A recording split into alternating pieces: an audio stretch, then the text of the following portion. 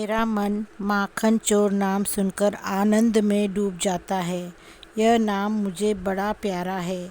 मैं ब्रज में चोर कहलाता हूँ, फिर भी यह कहने वाली गोपियों के हाथ में बिक जाता हूँ और उनकी पूजा को स्वीकार करने के लिए उनके घर दौड़ कर जाता हूँ।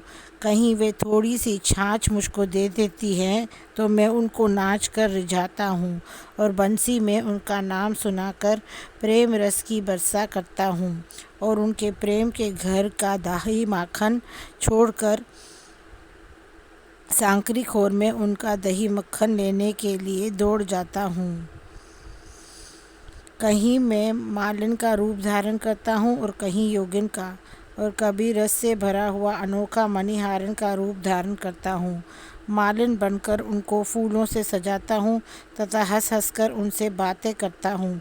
योगिन बनकर वेद के रहस्य को बताता हूँ और मणिहारिन बनकर उनको चूड़ियाँ पहनाता हूँ तथा हंस हंस कर उनसे बातें करता हूँ और उनके गुणों को गा गा कर उन पर बलि बलि जाता हूँ।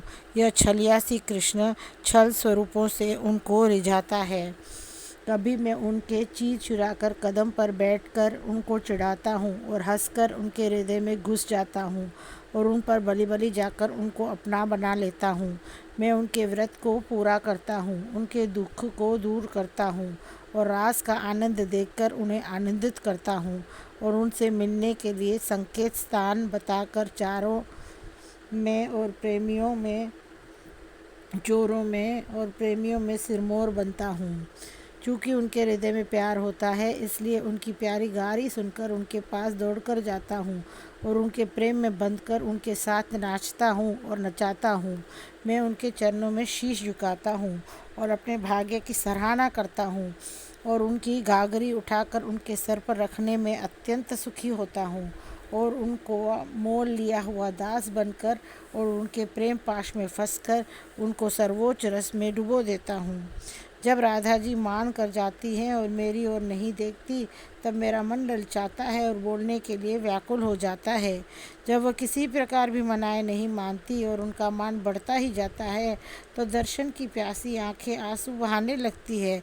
तब मैं उनके चरणों पर गिरता हूँ और उनकी रसमयी कृपा दृष्टि देखने के लिए उनके मन को चुराता हूँ। मैं उनका चित्र बनाकर उसकी पूजा करके सुखी होता हूँ और सब देवताओं से मनौती मनाता हूँ कि प्रिया जी मुझे मिल जाए। मैं उनसे वंशीवट पर और कभी पनघट पर जाकर मिलता हूँ और उन पर तन मन न्यौछावर करके उनका घूंघट उठाकर देखता हूँ और उनको अपने स्पर्श का आनंद देकर उनके अंग अंग में प्रेम भर देता हूँ। उनके प्रेम में विभोर सुबह से शाम तक प्रसन्न चित्त होकर कुंजों कुंजों में जाकर रस घोलता हूँ और रात रात भर जग कर उनसे प्रेम की भिक्षा मांगता हूँ और टकटकी लगाकर उनके प्रेम रस में पक जाता हूँ।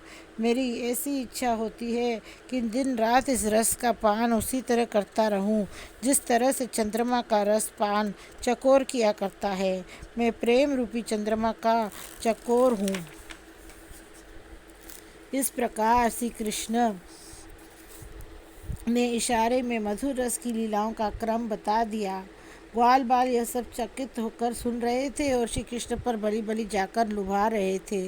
सूत ने कहा कि ऋषि विचार करके निश्चय करो और इस कलयुग में चारों तरफ जाकर इस पवित्र चरित्र का प्रचार करो। अपनी ही संपत्ति को श्री कृष्ण भक्तों की अभिलाषा जानकर चुराते हैं और रस घोर कर उनको रस में डुबोते हैं और प्रेम का नाता जोड़कर उसको निभाते हैं।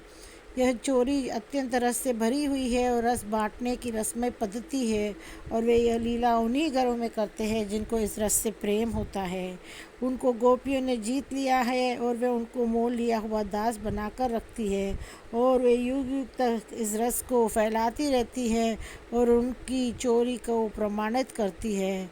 उनके देखते हुए चतुर श्री कृष्ण बल के द्वारा नहीं छल के द्वारा चुराते हैं और वह रस उनके मन को अच्छा लगता है और वह चारों ओर छलकने लगता है।